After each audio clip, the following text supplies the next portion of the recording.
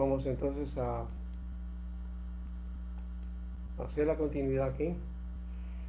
Este es el mapa que estábamos viendo y vamos a ir entonces a la siguiente parte. Vamos a mirar ahora la doctrina reformada, ¿verdad?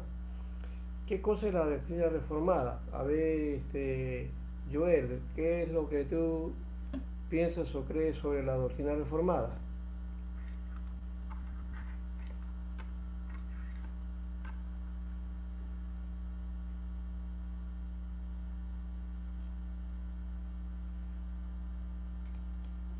No te escucho, no está. Ya, entonces, Alejandrina, a ver, dinos algo.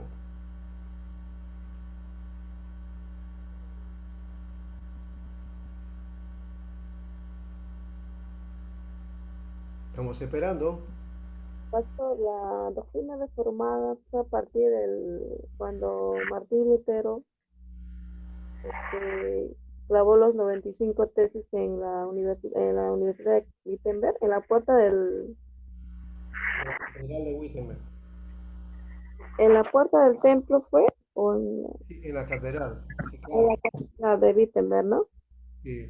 Pero a eso lo conocemos como inicio del protestantismo, ¿no? Se lo conoce así como el inicio del protestantismo. Más adelante, cuando Calvino entonces se rompe, porque primero es el Lutero, se abre el movimiento, y luego también se abre un movimiento en Suiza, ese movimiento propiamente va a ser entonces de reforma, ¿no? Y a partir de ahí va a empezar la Iglesia Reformada. La Iglesia Reformada que va a tener diferentes formas, pero que básicamente una de las que va a tener su cualidad es la Iglesia Presbiteriana. Existe la Iglesia Reformada ahorita, la Iglesia Reformada propiamente, pero también la Iglesia Presbiteriana Pastor, y la Iglesia Calvinista. Sí, ¿la iglesia reformada comienza primero con Calvino o con Lutero? con Calvino, Con Calvino, ¿no? Claro, en sí, Europa, ¿no? en Europa, sí. Sí, sí. Yo me acuerdo hace muchos años escuchaba un programa de un pastor que ya no me acuerdo de eso, su nombre, La Hora de la Reforma se llamaba, ¿ya? Y la Hora de la Reforma era presentada por la Iglesia Reformada, ¿ya? Era una denominación que viene más o menos de ese lado, ¿no? Pero Entonces, la iglesia metodista no fue la primera después de la reforma. no, la Iglesia Metodista es posterior, eso lo vamos a ver después, dónde nace la Iglesia Metodista. Ay, Nace en Inglaterra con Wesley, ¿ya? Entonces aquí hay otra cuestión. La iglesia, entonces, iglesias reformadas, iglesias presbiterianas e iglesias libres, todas son de corte calvinista, o todas proceden o tienen pensamiento o doctrina calvinista, ¿correcto? Esa es la línea, ¿ya? Ahora, que van a haber después iglesias pietistas o puritanas, ya eso es en el proceso, ¿no? Van a ir, digamos, utilizando tanto del luteranismo como de la reforma y otros movimientos, entonces van a hacer otra cuestión. En Inglaterra van a hacer, a partir del anglicanismo, la iglesia metodista, ¿no? Y lo que se llama el movimiento de santidad y las iglesias evangelicales, ¿ya? Las iglesias evangelicales entonces nacen por ese lado y no sé si por ese motivo algunas iglesias evangélicas están alejadas un poco de este aspecto de Lutero y de la Reforma, pero básicamente la historia viene por acá, ¿no? Bueno, entonces dejamos esa parte con respecto a la iglesia reformada, que básicamente es una denominación, pero el movimiento reformado, ¿ya? Y que su carácter va a ser la iglesia presbiteriana, por lo menos en lo que corresponde a nosotros. La iglesia presbiteriana es confesional, porque se basa en las confesiones elaboradas a lo largo de la historia y su desarrollo. Ahora, aquí voy a detenerme. Las iglesias en Europa La mayoría de iglesias eran de corte confesional. Las iglesias luteranas tenían su confesión. Las iglesias anabaptistas, luego las bautistas, luego todas estas iglesias reformadas, las calvinistas, todas entonces forjaron sus propias confesiones. Cuando estamos hablando de lo confesional es que tenían entonces una confesión, un documento donde estaba su confesión, ¿no? Ahí está la confesión helvética, la confesión de Heidelberg, ¿no? Esos son documentos donde desarrollan el pensamiento y la doctrina, cada uno de estos movimientos. No lo vamos a trabajar ahora muy fuerte, eso es parte de la historia de las confesiones más bien, pero sí es importante saber que ha habido estos movimientos, ¿no? Por otro lado, también tiene profundas raíces bíblicas y teológicas, y también a través de la reflexión histórica que se ha dado también. La confesión entonces es un proceso histórico, ¿ya? Y las confesiones propiamente, o sea, estos documentos están sistematizados, ¿no? Hay una sistematización de estos documentos, ¿no? Cada uno de ellos entonces ha tenido la confesión helvética en Suiza y la otra de Heidelberg, que es luterana, y más adelante la confesión de Westminster, que va a ser la que digamos va a unir todos estos esfuerzos y va a ser una sola que va a formar el llamado de todas las iglesias en Europa y que hasta ahora no ha sido reemplazada, ¿no? Ahora, las doctrinas más comunes de estas iglesias, ¿no? Comunes a otras iglesias, ¿no?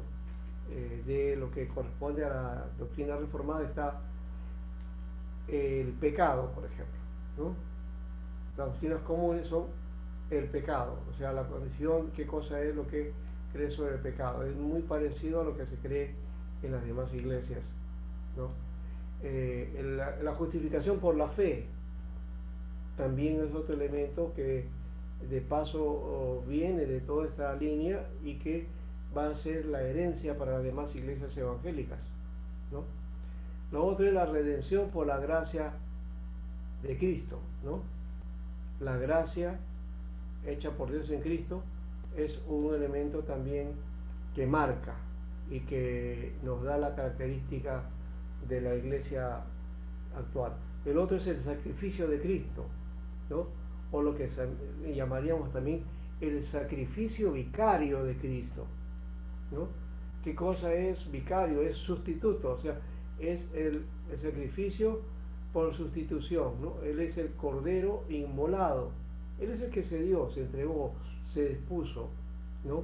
Y murió por nosotros, ¿no? El pecador, el que estaba sentenciado a muerte, fue reemplazado por el inocente, por aquel que se dio por nosotros. Y luego el otro lado, el otro aspecto es también la resurrección y el reinado por siempre, ¿no? Ese también es otro elemento que es común a casi todas las iglesias. Bueno, también podemos hablar de la Trinidad, podemos hablar acerca de Cristo, podemos hablar acerca de la iglesia, bueno, pero hay otros elementos que, y de paso algunos de estos temas también, no solamente pueden haber algunas diferencias, de hecho que sí, ya, aún dentro del mundo evangélico, entonces hay también concepciones diversas, ¿no? Muy bien.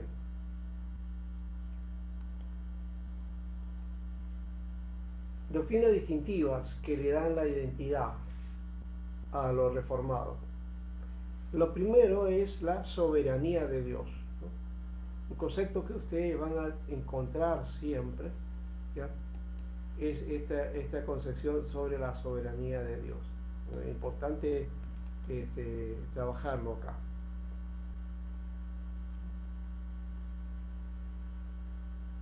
Esta es la doctrina central sobre la cual giran todas otras cosas. Ustedes van a encontrar eso en la confesión de Westminster, ¿ya? Van a encontrar muy fuertemente este elemento de la soberanía de Dios.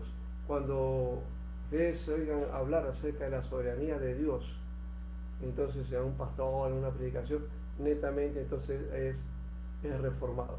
Lo segundo es la predestinación, es otro concepto también reformado, ¿no? En Cristo está el propósito de redención por lo que ha sido predestinado. Este es un concepto entonces que está ligado entonces a la Iglesia de la Reforma. Dos conceptos que heredan las otras iglesias, pero en algunos pues no hay predestinación, la soberanía la manifiestan de otra manera, ¿no es cierto? Entonces hay otros elementos que van variando dependiendo de sus enfoques, pero básicamente la que tiene la concepción reformada, entonces va por esta línea.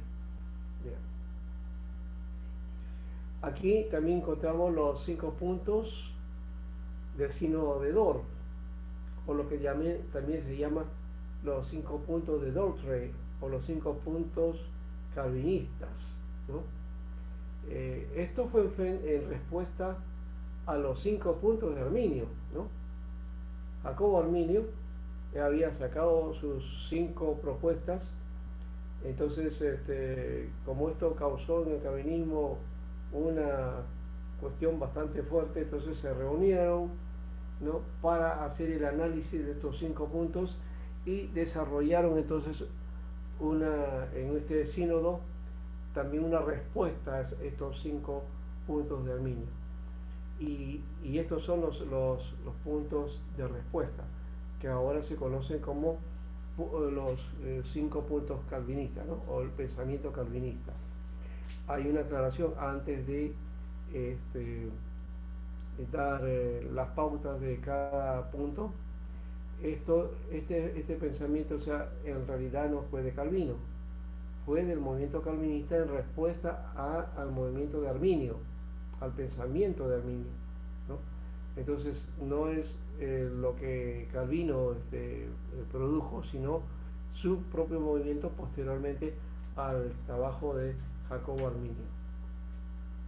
Jacobo Arminio es el que entonces va a desarrollar más adelante un movimiento que se conoce como los arminianos, y a partir de ahí la iglesia evangélica va a tener 2 frentes o 2 concepciones teológicas, ¿no?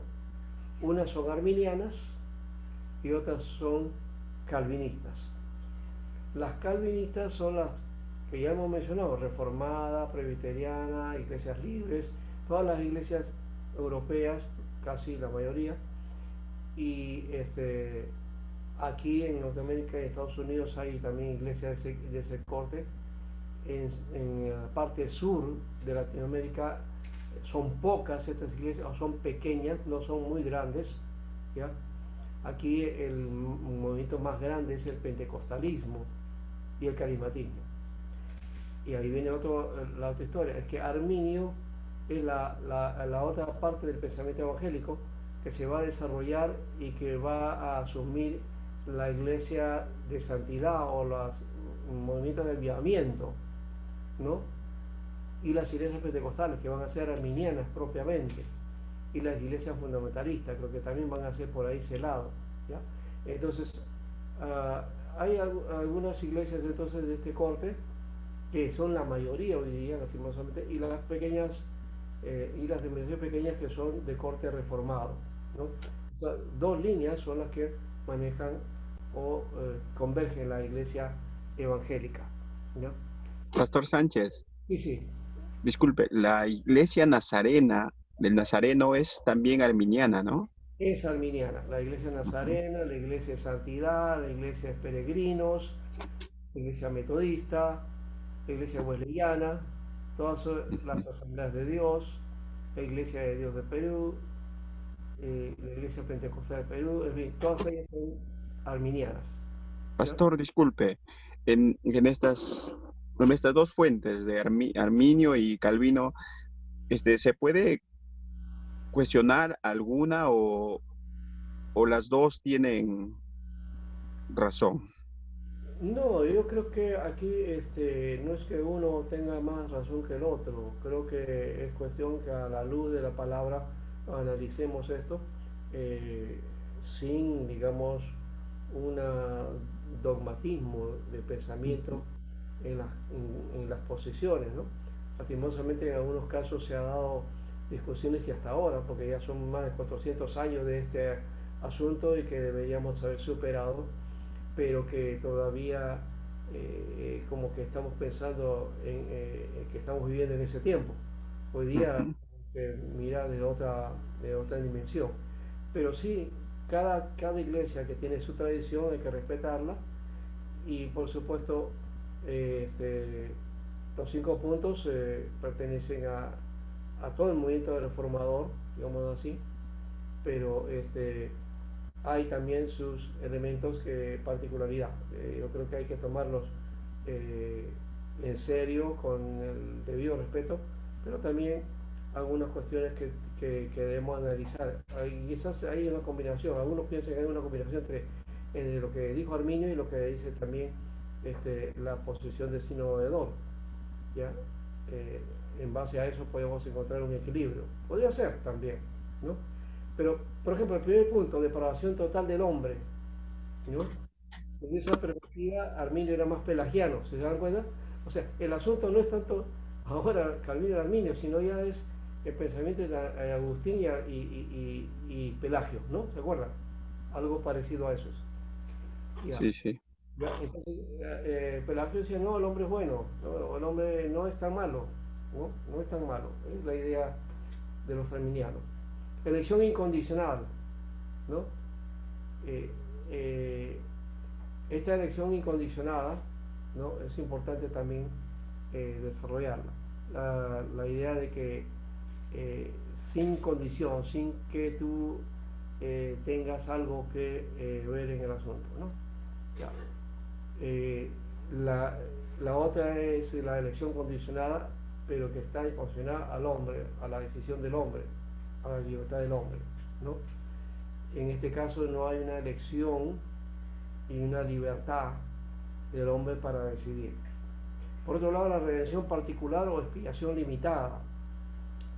Aquí hay que entender esto porque pareciera que está explicando el asunto de como que la expiación limitada es a un sector, además de los hombres. No, estaba hablando de que la expiación limitada es en cuanto a los salvos. Está limitada solamente para los que son salvos. ¿Ya? Aquí hay una diferencia con Arminio cuando habla de que la redención es para todo hombre. Yo creo que es para todo hombre, pero en cuanto a que en la acción práctica, solamente los salvos pues, este, son los que gozan de esa redención, ¿no? La gracia irresistible también. La gracia irresistible que es Dios, el hombre no se puede resistir al llamado de Dios, ¿no? Si ha sido elegido, entonces es irresistible ese llamado, ¿ya?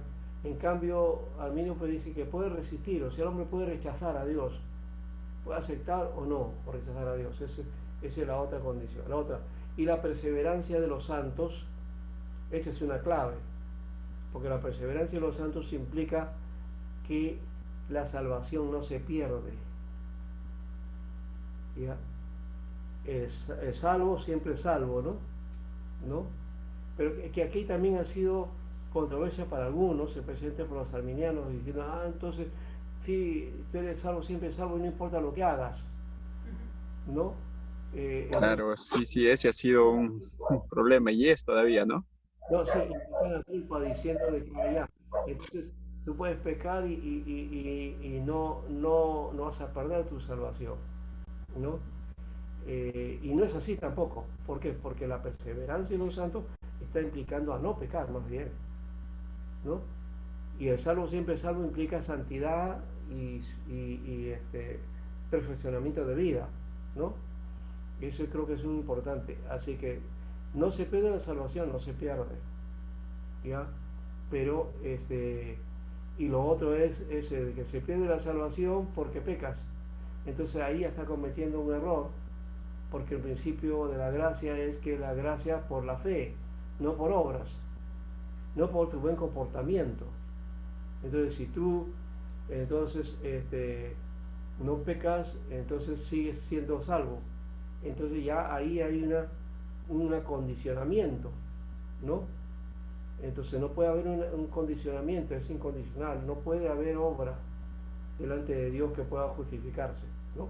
Bueno, eso es solamente a grandes rasgos el asunto, el tema es mucho más grande de lo que imaginamos, pero aquí hay mucho que pulir y hay líos en las iglesias con respecto a esto también, ¿no? Entonces, ustedes van a encontrar esa temática, eso es de estas noches y noche y nunca vamos a solucionar. Si el hombre se pierde o no se pierde el hombre. ¿Mm? Si la predestinación, cuántos se pierden y cuántos se salvan? Eso tampoco es una cuestión nuestra, pero es el lío que siempre nos metemos o lo que nos mete. Yo por lo menos ya no recuerdo haber tenido ninguna discrepancia hace muchos años con este asunto, pero de que hay, los hay. ¿Ah? Y estos líos son terribles y que hasta te ponen entre enemigos, ¿no? Entre hermanos como enemigos por la posición que cada uno tiene, defendiendo cada uno una posición. Desde la más radical, porque desde el punto de la reforma hay otros, ¿no? Hay hipercalvinistas, hay superalaxarios y otros más. Entonces, que son ya extremos y también dentro del arminianismo también hay extremos también, ¿no? Entonces creo que hay que tener encuentros que permitan por lo menos un acuerdo o una tolerancia para aceptar los límites que cada uno tiene también, ¿no?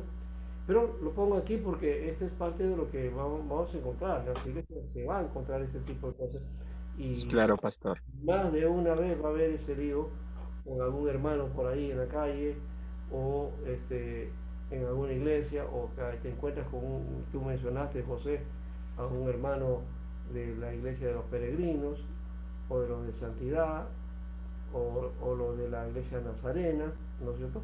Entonces vamos a encontrar ahí algo así. Y de ese lado, ahí está, por ejemplo, nuestra hermana Alejandrina, que nos puede decir algo de la iglesia metodista. A ver, ¿qué dice sobre tu iglesia metodista con respecto a esto? A ver, dime.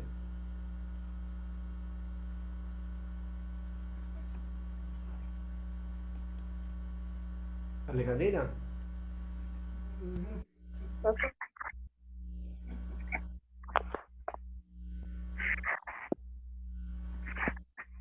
eh, no se escucha, no se escucha bien el micrófono.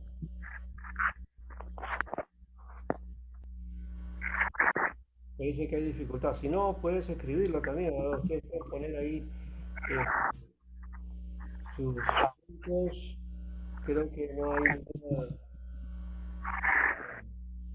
En en no hay nadie acá. Si no, si quieren también pueden poner chatear aquí y escribir su inquietud. eh, Sería bueno. ¿No? Bueno, Alejandra, no se te escucha bien. No sé qué pasó en tu audio.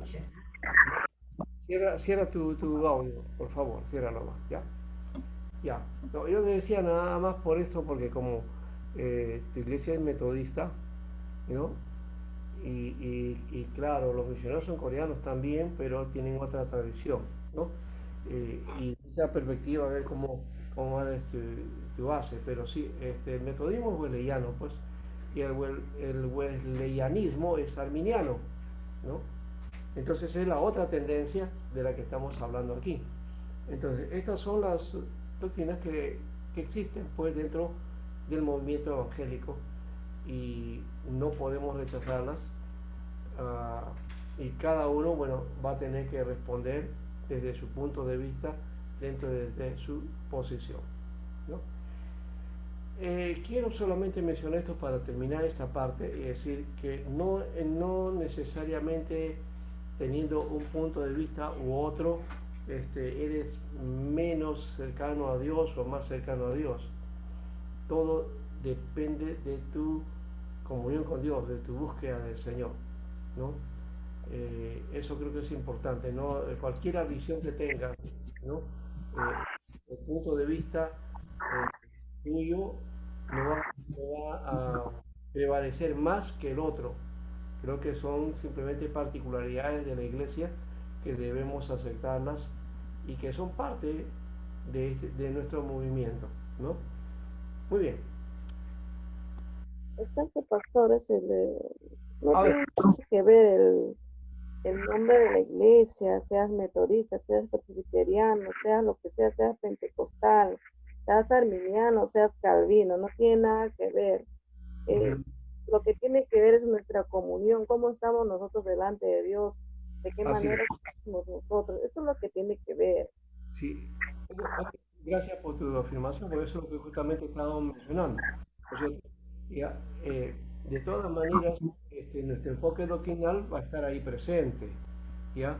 Y en algunas cosas nuestro enfoque va a ser lo correcto, pero hay algunos puntos como estos en los que no vamos a estar muy de acuerdo. Por ejemplo, la escatología también no vamos a estar de acuerdo, ¿no? Pero esto te abona a que la gracia sea menos para ti o más, no, de ninguna manera. Eso tiene que ver con la relación que cada uno tiene con el Señor. Ahí sí.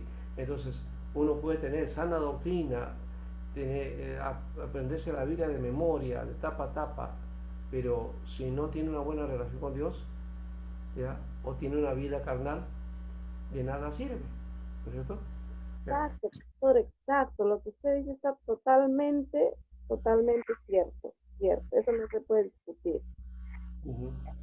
Muy bien, entonces creo que hay que comentar que cada movimiento entonces nos ayude y nuestra experiencia en Cristo, nuestra relación con el Señor, la búsqueda nos pueda servir de alguna manera para afirmar nuestra fe y ir creciendo cada día en el Señor. Bien, pero seguimos entonces. La fuente de fe y autoridad. Aquí está, la Biblia y las confesiones de fe, ¿no?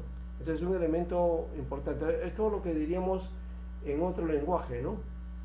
No sé cómo hacen los metodistas, pero por ejemplo, podría ser la Biblia y el catecismo, ¿no? O, o lo que también llamamos la confesión de fe, ¿no? Tu confesión de fe de iglesia, ¿no? ¿Qué cosa es lo que creen, ¿no?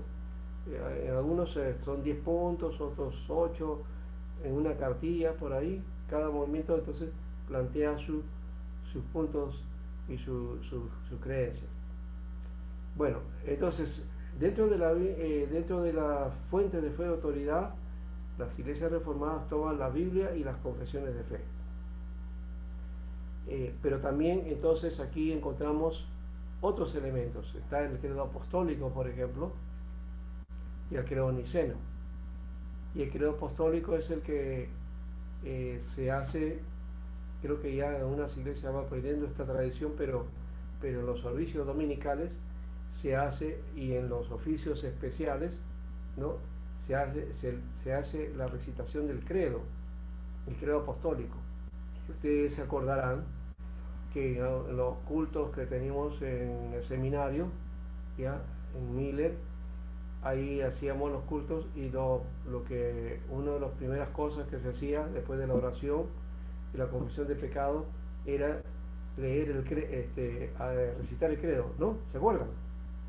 ¿Mm? Eso es lo que hacíamos en algunos cultos especiales, ¿verdad? Sí, Bueno, pastor. eso yo lo hacía en la iglesia católica cuando estaba asistiendo a misa. Siempre repetíamos el credo Ajá. o en o Pero eso, después pero de lo judío. pero eso no es tradición católica solamente, ¿eh? Es de la Reforma. Las iglesias reformadas hacen eso, ¿ya? No sé si la iglesia luterana también menciona algo de esto, no he ido a un culto luterano para asesorarme del asunto, pero sí, por lo menos las reformadas todas tienen el credo, ¿no? Otras también hacen el Padre Nuestro, ¿no? O la oración dominical, ¿ya? Creo que sí, no, sí, es para los católicos, más para ellos, ¿ya? Y luego están lo que son propios de nosotros, las confesiones de los Países Bajos, la confesión de Westminster, el catecismo mayor y menor, los cánones de oro, la teología del pacto también, que es importante también asumirla. Y el otro es el pacto de gracia, ¿ya? Y también ahí está el por qué se bautiza a niños, ¿no? Que tiene bases en el Antiguo y Nuevo Testamento, ¿no?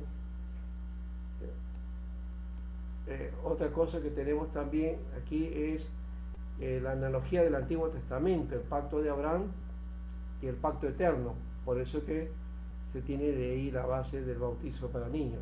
La circuncisión, entonces, en el Antiguo Testamento, para el Nuevo Testamento sería el bautismo. Ahí hay una relación, ¿no? Ya. El bautismo, entonces, en cuanto a adultos, todos estamos de acuerdo. Pastor Sánchez, disculpe, Sí, no sé si está apareciendo en los otros, en los compañeros, aparece un cuadrito amarillo con letras rojas. sí, eso no sé cómo quitarlo, pero no sé qué es acá dice please. Ajá. Ya, Mover. pero no hay problema. Yo pensé que solo es en mi, disculpe. Está Sí, bien, sí se ve. no me deja ver. Eso deberíamos sacarlo, no sé cómo sacarlo, por eso es que no. A ver, voy a ver una cosa, a ver si lo. Ya, ya salió, me parece. Ahora, Sí, pastor. ya. Ahora de nuevo, vamos por aquí. ¿Dónde se metió? Ya, acá. Ya, ahora sí, ¿no? Sí, pastor, ahora sí. Ya, gracias por eso. Yo pensé que lo veía solamente yo. Ya. Bueno, entonces estaba ahí tratando pero por lo menos ya lo saqué. Ya. Ahora sí vamos entonces a mirar aquí el cuadrito y tenemos el bautismo de adultos, todos estamos de acuerdo, menos la Iglesia Católica, la Iglesia Anglicana y la Iglesia Luterana. Esas tres iglesias no están de acuerdo con el bautismo de adultos. En todo caso, bautizan adultos siempre y cuando no han sido bautizados de niños, ¿no? Eh, por lo menos yo lo sé. Por ejemplo, yo recuerdo de una prima, una prima, la menor de ellas, la bautizaron ya de adulta, ¿no? Porque no fue bautizada de niño, entonces la bautizaron de adulta en la Iglesia Católica, ¿no? Yo supe de su bautismo, porque no es que fui, sino supe de que así fue, ¿no? En el caso de ella.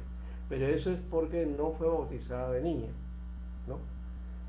Ahora, en cuanto a niños, en el presbiterianismo tiene un concepto diferente del católico, ¿no?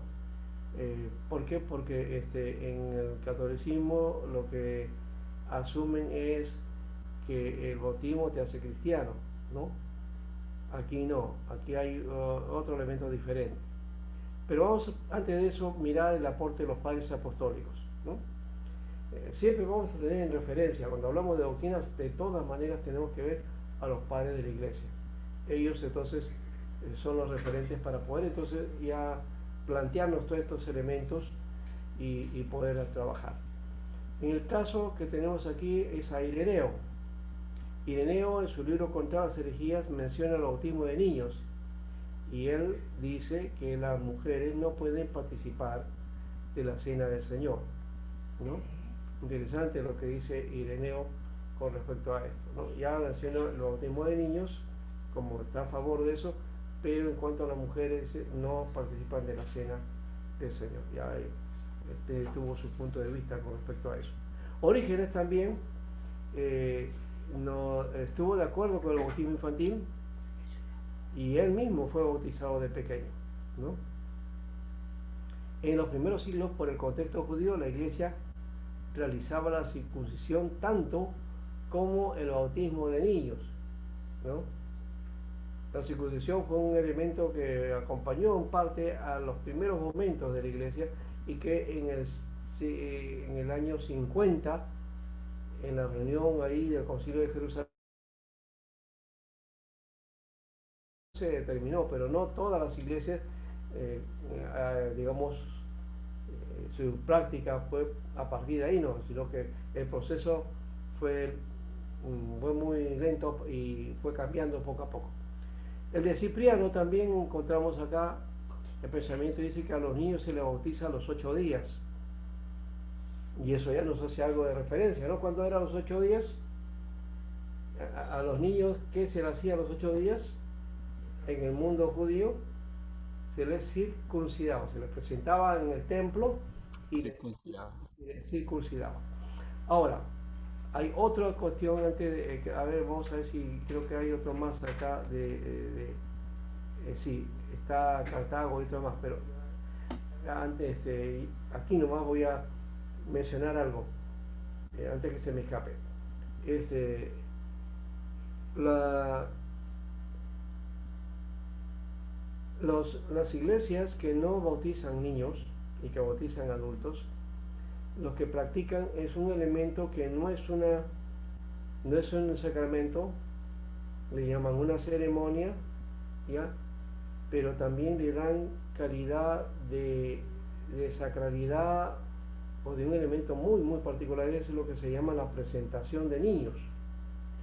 Pero la presentación de niños, tal como la hacemos en la iglesia evangélica, no tiene peso bíblico. Pastor, o dedicación también, ¿no? Claro, presentación o dedicación de niños, sí. ¿Ya? Que en una iglesia ya lo toman tal y eso tiene que ser sí o sí, ¿no es cierto? Como un mandato. No es un sacramento, no es un mandato, es simplemente algo ceremonial y es una cuestión de compromiso que deben hacer los padres del niño que se presenta, ¿ya? No hay un peso bíblico porque las iglesias no la practicaban. Fíjense, las primeras iglesias nunca practicaron presentación de niños. ¿De dónde nace eso? Bueno, algunos dicen, no, tiene peso bíblico. ¿Por qué? Porque Jesús dijo, dejad que los niños vengan a mí. ¿Ya? Pero esa es otra cuestión, no está hablando de una presentación a niños. No hay un elemento, si los niños venían a Jesús, eran presentados ante Jesús, pero no hacía Jesús una oración, no les ponía la mano y ya después lo dejaba, no. No, él estaba con ellos y seguramente que jugaba con ellos, participaba, compartía, habían otras cuestiones ahí interesantes con los niños y sobre todo los ponía como ejemplo, ¿no? Jesús llegó a decir que el reino de los niños, el reino de los cielos es para los niños, ¿no es cierto? Y hay que ser como un niño para entrar al reino de los cielos, ¿verdad? Entonces ese elemento es diferente a poner entonces este elemento de la dedicación. Ahora, pero tampoco vamos a suspender este aspecto de la presentación o dedicación de niños si es que alguien quiere que se haga así, ¿verdad? O que la iglesia lo practica de esa manera, ¿no? Algunos como que lo practican para que el niño no se quede, digamos, sin una bendición, y ahí viene el problema del animismo, como que ese hecho de orar por el niño, de ponerle en las manos, ya lo va a guardar hasta que sea grande y haga su decisión. Y creo que no tiene ningún elemento mágico esa dedicación, de paso ningún sacramento ni nada tiene un elemento mágico o religioso ni espiritual, ¿no? Creo que hay otros elementos ahí que juegan el asunto. Pero lo que sí entendemos es que cuando bautizamos a los niños, ahí sí marca, por lo menos es lo que se llama rito de iniciación. Es el elemento que nos encuentra esa toma de entrar al cuerpo de Cristo. Creo que es importante ahí. Y eso lo hacen con los padres, que son los que voluntariamente asumen esa responsabilidad frente al niño, ¿no? De bautizarlo y de criarlo en la fe. Ese es el mismo sentido de la circuncisión judía, ¿ya? No es solamente entonces, ya, oren por mi niño, ya oró y el Señor lo va a cuidar. No, yo como padre, como madre, debo también entonces cuidar de ese niño para instruirlo en la fe. Mi responsabilidad es construir a ese niño en la fe de Dios, ¿no? Darle la fe, compartirle, ¿ya? Pero si yo lo dejo eso a la escuela dominical, a la iglesia, al pastor, y nosotros no hacemos nada como padres, porque simplemente ya lo dediqué, no tiene sentido, ¿no? Creo que ahí hay un problema bastante grave de nuestras iglesias, y creo que es una tradición que debemos ir quitando, y más bien asumir la responsabilidad de los padres hacia los hijos en criarlos en la fe, ¿no? Y cuando hablo de criarlos en la fe, no es obligarlos a ir a la iglesia, obligarlos a ir a la escuela dominical, que todo sea la iglesia, no, sino mostrarles vida, ¿no? Vida cristiana en el hogar, ¿no? Eso creo que es importante analizarlo. Si partimos por ese lado, lo demás va a venir, pero si no, creo que va a haber siempre problemas, y al final los lloros que van a haber después cuando los niños crecen y la madre dice, ay, tantas veces lo he llevado a la iglesia, pero ella no quiere saber nada de Dios, ¿no? Ya se alejó de Dios, no es que se ha alejado, sino que lo hemos criado martirizándolo con la religión, imponiéndole la religión, asustándolo, ¿no? Y no dándole sentido. Y claro, como niño, en algún momento puede ser que sí haya querido las cosas de Dios y todo eso, pero después las concepciones que había y las cosas que había en la casa, entonces había todo lo contrario, se decepcionaba. Y en esa decepción ya no quiere saber nada de ir a la iglesia. Entonces, ¿quiénes son los culpables? No es el niño, son los padres, ¿no? De no haber criado en la fe como correspondía, dando testimonio de vida, ¿no? Creo que ahí está el centro de todo, ¿no? Muy bien. Creo que en esta reflexión debemos también plantearnos algo, ¿no? La religiosidad es la que a veces nos impone cosas, ¿no? La religiosidad es la que nos impere eso, y al final torturamos a nuestros hijos y le hacemos un daño, ¿no? Qué mejor que la relación materno-paterna de los padres con los hijos para que guiarlos a ellos, y ellos en confianza nos digan sus inquietudes, que podamos crecer así, de esa manera, y más adelante se hacen parte de la iglesia también, parte de la fe. ¿Por qué? Porque no han sido obligados, porque ellos mismos ya les nace, ¿no? ¿Por qué? Porque los padres los han criado de esa manera, ¿no? Le han dado la fe. ¿Se acuerdan lo que dice Pablo acerca de Timoteo cuando habla de Eunice y de Loida, ¿no? Ellas lo criaron al niño en la fe, ¿no? Él era de una fe no fingida, ¿ya? Es decir, supieron darle la crianza adecuada, y la crianza adecuada tiene que ver con el cuidado materno, con la responsabilidad, con la educación, con la formación, con el asunto de compartir con ellos, ¿ya? Ir dándoles las pautas de la vida, todos esos aspectos que también son parte, ¿no? Y no solamente la Biblia nada más. La Biblia sí tiene que estar de base, y la enseñanza también tiene de base, pero eso debe estar en la práctica, ¿no? En la práctica. En el Concilio de Cartago entonces se ordenó también bautizar niños a los 8 días. Tertuliano se opuso al bautismo de niños. Agustín de Hipona hablaba del bautismo de niños basado en el pacto de gracia. En los reformadores no hubo problema con esto. Lutero dice que es válido para toda la vida, ¿no? Y si es un niño bautizado, por eso los luteranos son curiosos, ellos sí aceptan el bautismo católico. Un católico va a la iglesia luterana, que hace ser luterano, le aceptan su bautismo, no hay problema, ¿no? Calvino fue defensor del bautismo de niños, y Zwinglio también lo sigue.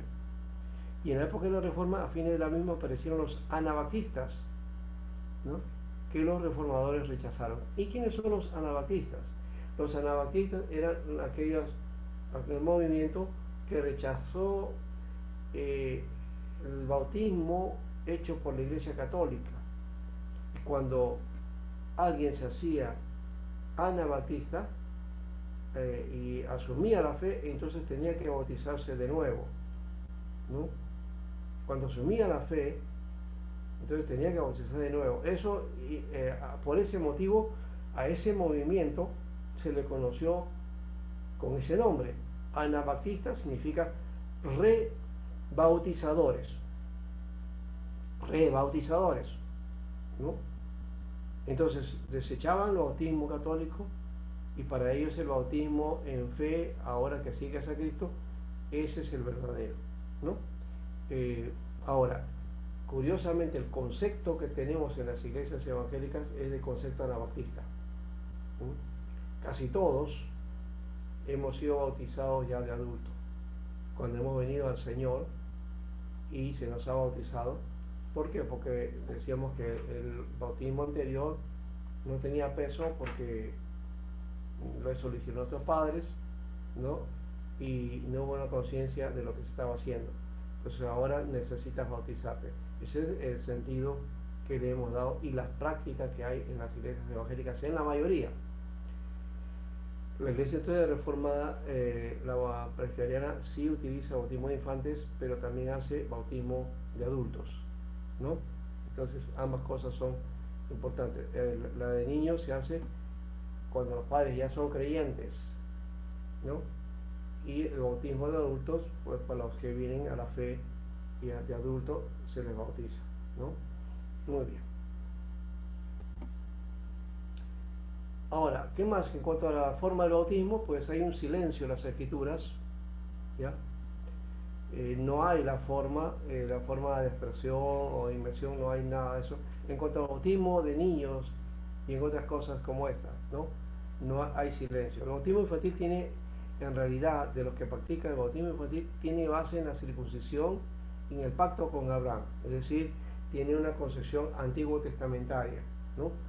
¿Por qué? Porque para los reformadores no hay una división entre el Antiguo Testamento y el Nuevo, sino que toda la Biblia es una continuidad, ¿no? Y la iglesia está tanto en el Antiguo Testamento, desde Génesis hasta Apocalipsis, ¿no? Es Abraham que cree, no sus hijos. Ellos entran en el pacto de gracia por la fe del Padre. ¿Ya? Esa es la práctica judía, ¿no?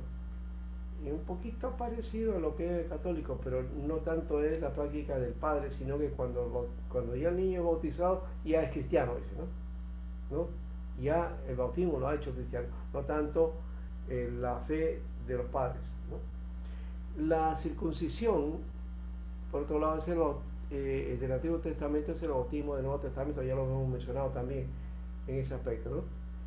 Y la circuncisión es reemplazada por el bautismo, Hechos 2, 38 al 39, ¿no? Sería bueno de repente analizarlo. ¿Alguien lo puede leer, por favor? Alejandra leyó el texto.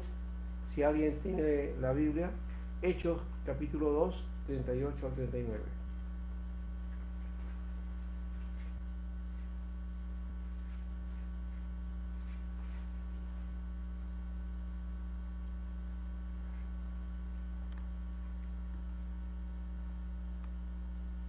Hechos 2, pastor. Sí, 38 al 39. 38 al 39, y ahorita lo leo, pastor. Perdón. Y aquí lo tengo, dice. Entonces Pedro les dijo: arrepentíos y bautícese cada uno de vosotros en el nombre de Jesucristo para perdón de los pecados, y recibiréis el don del Espíritu Santo, porque para vosotros es la promesa, y para vuestros hijos, y para todos los que están lejos, para cuantos el Señor nuestro Dios llamare. Muy bien. Miren la forma en que habla esto de la palabra, ¿no? Dice: bautícese cada uno en el nombre de Jesucristo para perdón de pecados, ¿ya? Y recibiré el don del Espíritu Santo. Y luego dice: porque para vosotros es la promesa, y para vuestros hijos, y para todos los que están lejos, ¿no? Para cuantos el Señor llamara, ¿no? Todos aquellos que Dios llama, ¿no? y de paso el llamado no era individual, venía el llamado una padre de familia y venían los hijos también. Por eso dice aquí ese aspecto, ¿no? Dice, uh, esta promesa es para vosotros y para vuestros hijos, para vuestros hijos. O sea que ese es un elemento importante. De hecho, que a uno se convierte, también su familia va a ser afectada, ¿no? Y debe serlo así. La idea antigua es que en esa época alguien se convertía y se convertía toda la familia también, ¿no? Todos los que se iban detrás. ¿Se acuerdan del carcelero de Filipo? ¿Ya? Se convirtió él y toda su familia. Pero él, que era la cabeza, los demás lo siguieron, ¿no? Porque así era. Había que seguir a la cabeza El, que había el decidido, caso, ¿no? el caso de Cornelio también, ¿no? Cornelio también, sí, así. Entonces, por eso es que eran esas conversiones en masa.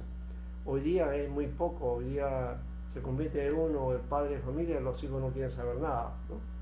¿Y eso por qué? Porque no hay una educación de autoridad que respeta en ese aspecto, ¿no? Esa decisión.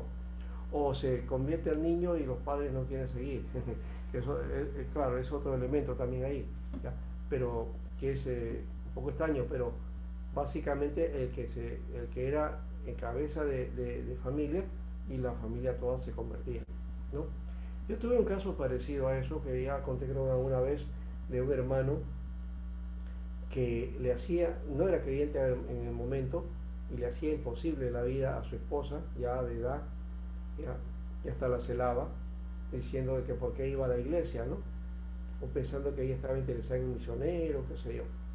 Pero al fin, un día yo lo visito a su casa, nos hacemos amigos, compartimos juntos, me abrió las puertas de su casa y él poco a poco fue cambiando su figura.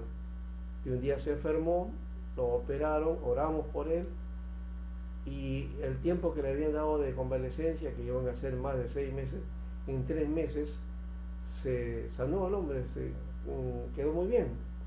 Y él mismo decidió ir a la iglesia, ¿no? Y hizo su decisión. Pero ¿saben qué? Él tenía entre hijos, sobrinos, nietos, bisnietos, tataranietos y un montón de gente, que eran como 60.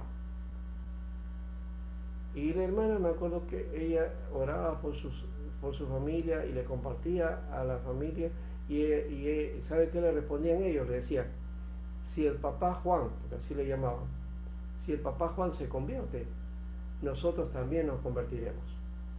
¿Ya? Si el papá Juan acepta al Señor, nosotros también lo hacemos. Esa era la condición.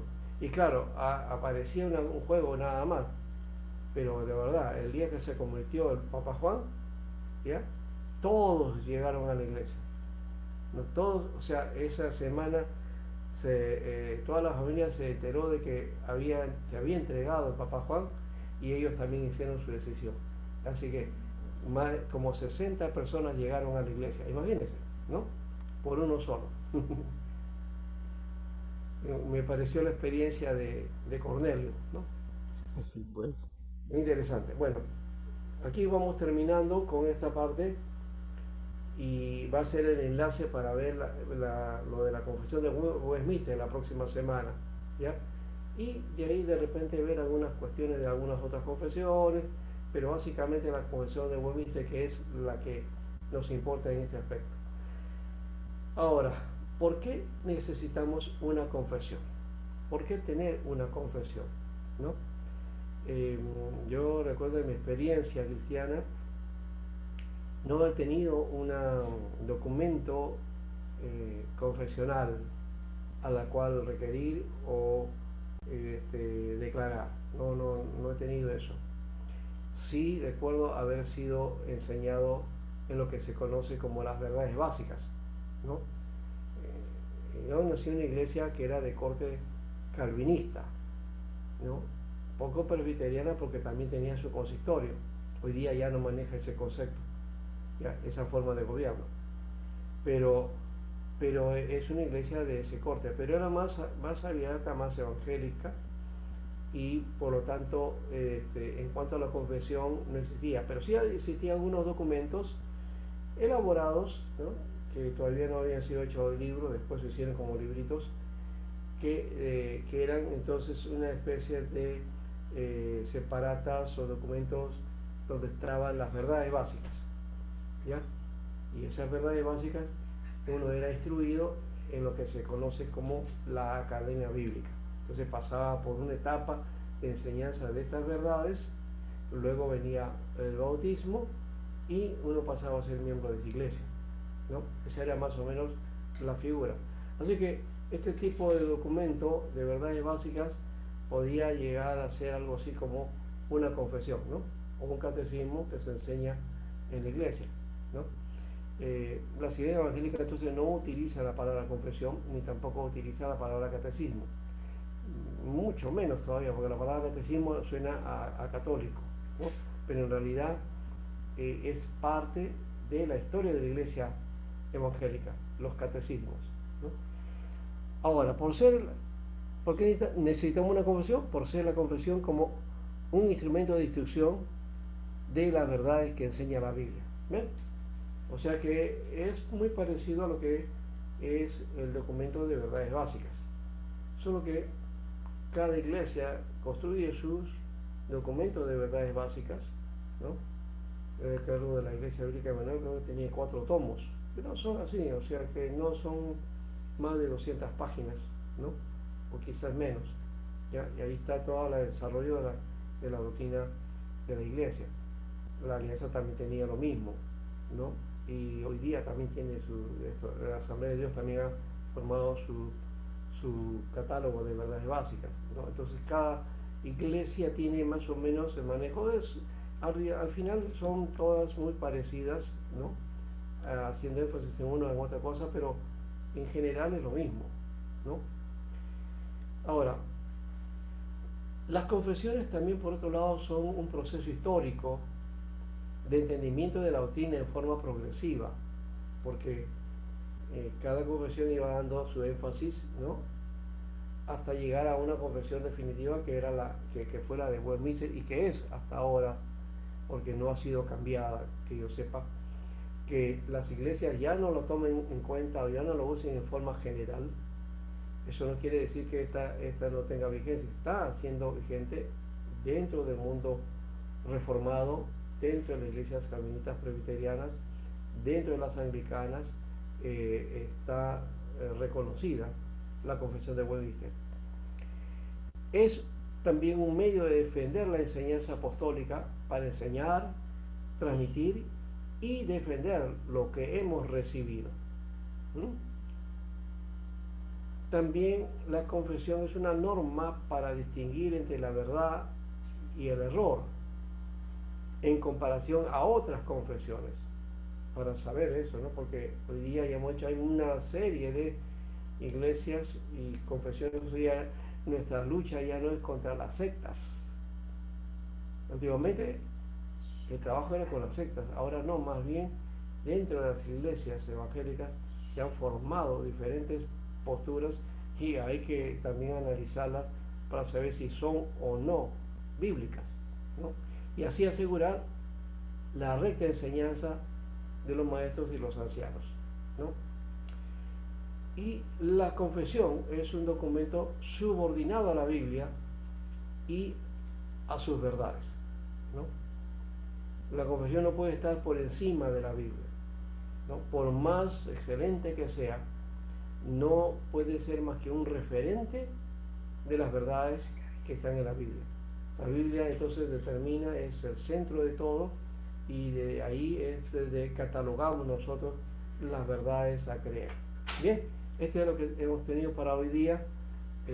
Más bien entramos entonces al diálogo y poder estar compartiendo un momento este espacio. Me ha sido un gusto trabajar esta parte porque por lo menos es lo que es más cercano en esta tarea, y me gustaría que ustedes nos dijeran lo demás, a ver qué dicen entonces con respecto a esta tarea o este trabajo. ¿Alguna inquietud? ¿Alguna pregunta? Quizás algún cuestionamiento, no sé. les dejo abierta la posibilidad para que hablen. Compartan.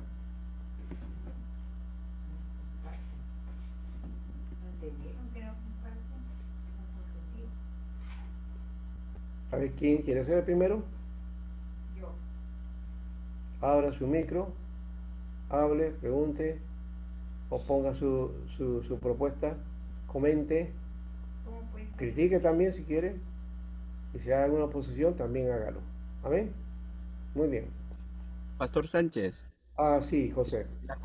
la confesión de Westminster desde que se dio no ha sido cambiada, no ha sido cuestionada en ningún momento por... No, no. Han habido esfuerzos, sí, algunas iglesias por ahí han añadido, han agregado unas cosas, pero básicamente está en general, o sea, esta no se ha tocado, ¿no? Si ha habido eso, ha sido solamente una actitud particular de una determinada iglesia, ¿ya? Para manejar Westminster a su criterio, ¿no? Ujú. Ya, pastor. En sí existe nomás un documento, de repente lo han cogido unos para... Lo, No, si existiera algo, es privado particular, no es entonces de una cambio general, o sea que no ha sido de aceptación general. El consenso que se dio en Westminster no ha cambiado el documento, ¿no? Hasta ahora persiste, ¿no? Tal como se señaló en Westminster, claro, con las traducciones respectivas, ¿no? ya, pastor. ¿Ustedes no tienen ese documento? Yo creo que, pastor, ese que está en Google, podemos descargarlo, En en PDF. Google está y si quieren también yo se lo puedo compartir también para que lo tengan, ¿no? Ya, pastor, nos Porque, envía porque seas o no reformado, ese es un referente de la iglesia evangélica. claro, sí, sí. Es el mejor referente que hay, no hay otro, ¿no? Entonces ha pasado varios siglos y nadie ha refutado, nadie lo ha cambiado. Quizás hay que actualizarlo, sí, quizás hay que Desde actualizarlo con 1646, creo, ¿no? 1600, sí, Sí. sí. Ya. Entonces hay que actualizarlo, darle un alcance más, digamos, más contemporáneo en cuanto al lenguaje, pero el fondo creo que no se va a cambiar, ¿no? Porque es muy Claro, bíblico y las verdades bíblicas son absolutas, ¿no? claro, persisten. Y Sí, persisten en el tiempo, sí. ya, Ya. pastor. Gracias. Hay algunas cosas que pueden variar, sí, pero en el tiempo es que eso fue hecho en consenso pues de las iglesias. Pero eso lo vamos a ver la próxima semana, con detenimiento, no es ahora. Yo solamente he tocado esta parte como para terminar lo que habíamos dialogado con respecto a la doctrina. Pero aquí vamos a encontrar entonces toda una especie de un catálogo de doctrina y las secciones que tiene, ¿no? Todo eso va excelente para poder entonces tener una base ¿ya? Sistemática de la doctrina. Y ya luego si quiero puedo ir a Berkhoff o a otro teólogo, ¿no es cierto? ¿No? O a teología sistemática, ¿no? Entonces ya eso es otro camino, ¿no? Pero ya tengo la base, ¿no? Joel, ¿qué dices? A ver, no sé si estabas inquieto por ahí. Sí. Pastor, dentro de la doctrina reformada, usted mencionó dos sacramentos, el bautismo y la comunión, la Eucaristía. Vamos, se tocó bastante el bautismo, pero de la Eucaristía, ¿va a ahondar más No, no hemos hablado de eso porque en la cena del Señor cada iglesia tiene sus propias características, ¿ya? Y en todo caso la iglesia reformada lo que podemos rescatar de eso, del pensamiento reformador, es que la cena del Señor es conmemoración de la muerte de Jesucristo, ¿no? Su sacrificio, pero no es repetición ni es tampoco un acto incruento como dice la Iglesia Católica, ¿no? Sino que es recordación de su sacrificio. y por otro lado es comunión, una relación con los hermanos, en bien con la comunidad, y por el otro lado también el dar testimonio de fe, de que estamos en buena relación con Dios, ¿no? Ese es el lado. Y nos permite también alentarnos unos a los otros, ¿no? Porque la cena es parte de estar juntos, no está para prohibirse, ¿no? Sino para compartir, ¿ya? Para dos cosas: una, para que estoy en buena relación con la iglesia, y otra, que estoy en buena relación con Dios, ¿no? Y para eso entonces hay que continuamente, una de las prácticas de la iglesia reformada es confesarse, ¿no? En confesarse estamos hablando de la confesión de pecado, es decir, cada culto, cada vez que vas ante la presencia del Señor, estar reconociendo tus faltas, tu pecado, ¿no? Aquello que tú has cometido delante del Señor, ¿no? Estar siempre en comunión con Dios. No esperar a la cena recién y tener que hacer un ayuno, o si no ha arreglado con alguien, entonces ya no voy a participar porque todavía no he arreglado mi problema con tal hermano o el conflicto que tuve, y no puedo hacer, no estoy apto para eso. No existe ese condicionamiento. La cena, todos debemos estar aptos para la cena, todos tenemos que estar aptos, y no debo solamente arreglar mi problema para cuando se presenta la cena. Oh, va a tener cena esta semana, entonces tengo que arreglar el problema con mi hermano. Ya. No, debo arreglar mis problemas en el momento. Ya. Debo solucionar las situaciones que tengo y no hacerlas largas, porque si no, entonces mi comunión con la iglesia y con la comunidad va a ser afectada, de hecho. Entonces tengo que tener una buena relación, ¿no? Estar en comunión unos a otros. Y ese es el sentido que tiene la cena.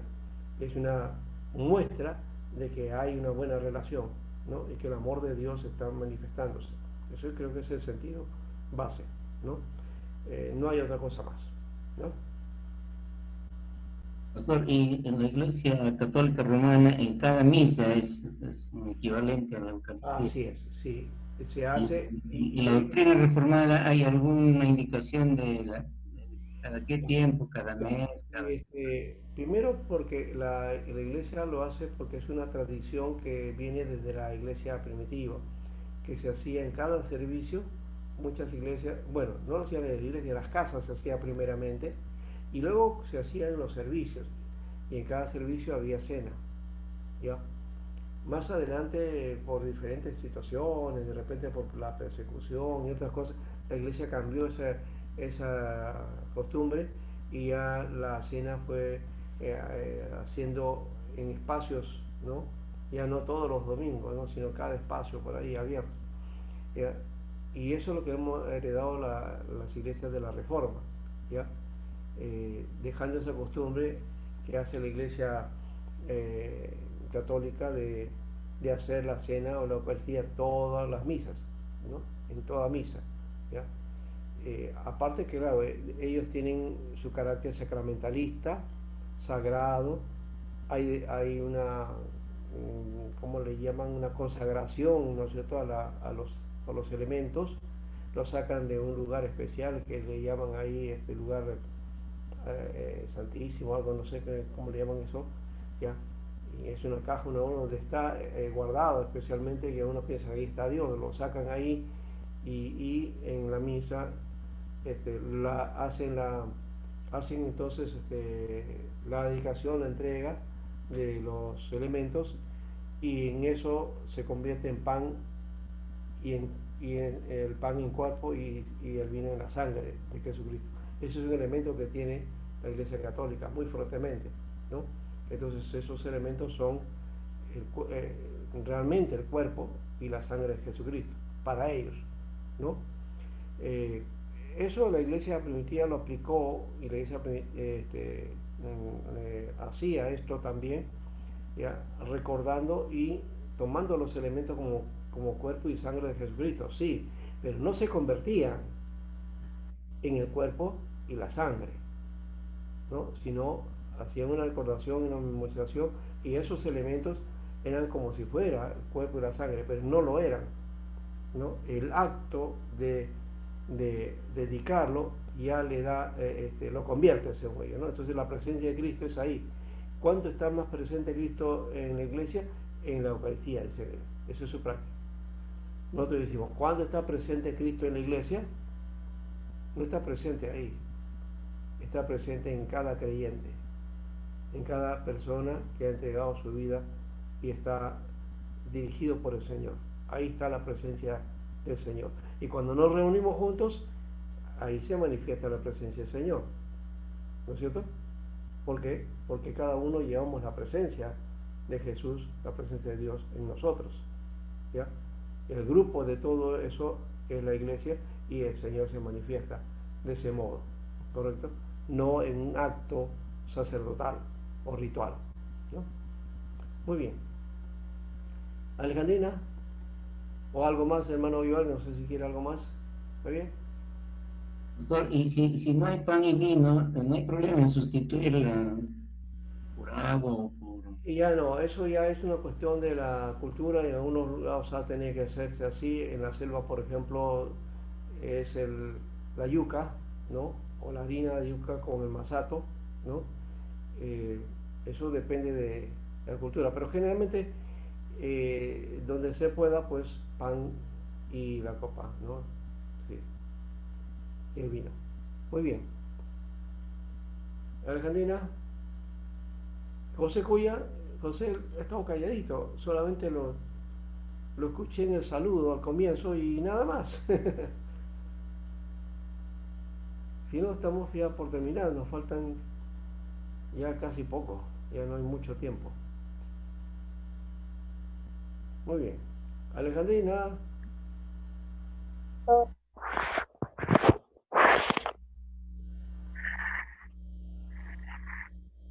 bien hermana. Está bien tu micro, creo que sigue fallando. Sí, sí, ahora está mejor, pero ahora se escucha. Sí, ahora sí te escucho. Ya. Ah, ya. Sobre lo que estaban hablando de la celebración de la Eucaristía. La Eucaristía, la Santa Cena se llama, ¿no? En la iglesia evangélica, Así. ¿verdad? Entre nosotros le llamamos Santas Cenas. En la Iglesia Católica le conocen como Eucaristía. Claro. O por lo menos, bueno, el nombre es Eucaristía, y en la Biblia está. Ah, Antes ya. de la acción de gracias. Pero le llaman más bien comunión, creo. Comunión, sí. ¿Ya? Nosotros mensualmente lo hacemos, pero Así eh, es. en la práctica es así, o como usted decía, algunos lo hacían semanalmente, ¿no? Sábado, domingo. Sí, sí. La periodicidad no es una cuestión de imponer, no sé, que sea todos los días, todos los cultos, o una vez al mes, o dos veces al mes, depende de la costumbre que tenga la iglesia, ¿no? Esto solamente marca la comunión, ¿no? La relación que hay con Cristo. Nada más. Eh, lo otro es que la Iglesia Católica pues ya lo ha llevado a un clima ritual, ¿no? O sea que es un elemento base condicional para ser católico, ¿no? Entonces, y que tiene una especie de sacralidad, ¿no? Que es la presencia de Cristo ahí mismo, ¿no? Ahí está Él. Dios está con nosotros en ese momento, ¿no? Entonces quieren celebrarlo siempre y cada vez que se pueda, bueno, eh, lo tienen que hacer para que sea misa. Si no, simplemente es una reunión, nada más, ¿no? Por ello la misa implica ese sacrificio incruento. Es Pero que la católica simplemente te da el pan, más no te da el vino. ahí viene otro elemento. Ahí no sé, nunca he preguntado por eso, porque el único que se toma el vino es el sacerdote, ¿no? Agarra la hostia y la tome y después toma el vino, pero no se lo da a la iglesia solamente le da la hostia. No sé por qué motivo hacen eso, en todo caso me parece que está incompleto, está incompleto. ¿A qué se debe eso, no? Que la iglesia católica pues, simplemente da la hostia y a los feligreses no le da el Porque vino. Porque para ellos implica seguramente que en la hostia misma es el cuerpo de Cristo y de hecho que ya está impreso la sangre ahí, ¿no? Puede ser eso catalogado de ese modo, no sé, es solamente yo estoy viendo el asunto por ahí, pero, y por eso que no lo dan aparte, ¿ya? Pero en Pastor, la práctica está hecha de la tradición de la cena pascual judía, en donde se comía el pan y se tomaba la copa, ¿no? Entonces creo que hay que, Jesús lo creó de esa manera, lo hizo de ese modo, y vamos a tener que seguir esa instrucción de él, ¿no? Sí. Muy bien. Gracias por tu pregunta, Alejandría, está muy bueno ese aspecto. Bueno, ahora sí creo que vamos terminando. José no está. ¿Qué hay de mis trabajitos? Creo que solamente José Brici es el único que he visto que ha tenido trabajo. Hoy día no lo he visto a Carlos, no he podido entrar seguramente. Ya, a José Cuya estuvo al comienzo, pero de ahí no sé más. Alejandrina, no me has dado todavía tus trabajos. Yo Pastor, voy a sacar el correo de donde le envié y le voy a enviar su WhatsApp. ya, por el WhatsApp, ya, perfecto, ya. Joel, Estoy trabajando, pastor, me choqué ya sí, con porque muchos ya términos era nuevos. para Sí, presentarlo la semana pasada y terminar con eso, ¿no? Ya, entonces, más bien por eso ya no quiero hacer más resumen del asunto, pero sería interesante, les recomiendo, no sé si les di a ustedes el Berco, Historia de la Doctrina, pero sería interesante que ustedes tengan ese documento, ese libro en PDF para que lo analicen. Ahí está toditito, los detalles y creo que ahí pueden ampliar mucho más el horizonte de todo esto. En estas 7 semanas, casi 8 ya, este, y con estas horas hemos podido tratar de hacer un poco un recuento de todo esto, pero lo bueno sería ver a lo largo de todas estas semanas haber leído este documento o por lo menos los trabajos que le he dado para que puedan entonces darnos un empeño del asunto. ¿Ya? Entonces, quedamos ahí. eh, Lean entonces a Berko, nuevamente les digo. Ah, y había otro librito que estaba pensando compartir, pero ya se me pasó. Ya estamos en el tiempo. El de McKay, el sentido presbiteriano de la vida. A ver si la próxima semana lo comparto. ¿Ya? Yo, Ahí. John Mister, ¿cómo se llama? Juan Mister, ¿cómo se llama el No, de libro? One Mister también, eso se lo voy a entregar, ¿no? Pueden sacarlo de internet, pero también se los voy a entregar a ustedes, ¿ya? Eso sí, ¿ya? ¿Qué pasa?